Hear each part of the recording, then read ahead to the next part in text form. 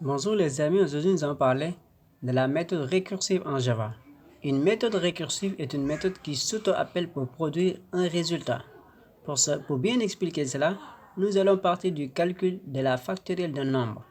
D'après Wikipédia, le factoriel d'un nombre entier n est le produit de tous les nombres entiers strictement positifs inférieurs ou égaux à n. Par exemple, le factoriel de 4, c'est 4 fois 3 fois 2 fois 1. D'accord. Pour cela, nous avons préparé une méthode que l'on appelle fact1, dans laquelle nous avons utilisé la boucle for, qui est une boucle déterministe, la plus adaptée pour résoudre ce problème. D'accord. Ici, nous avons essayé dans la fonction main d'appeler la fonction fact1 en lui donnant comme argument 4.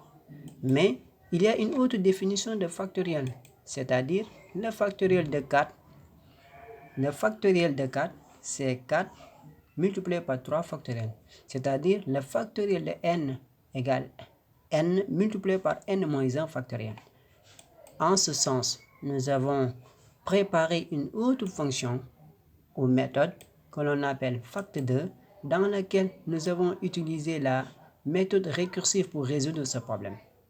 Regardez ici, là il est plus lisible et plus compréhensible. C'est pourquoi je conseille, lorsque vous avez un problème récursif, pensez bien évidemment à résoudre votre problème par la méthode récursive. Il est plus court. D'accord. Si on compile cela, regardez, il n'y a pas de différence. Je donne facteur 1, 4, le facteur 2, 4, et on a le résultat 24. Il n'y a pas de différence en termes de résultats, mais il y a une très grande différence en termes de temps d'exécution et de ressources. Les deux, oui. Merci.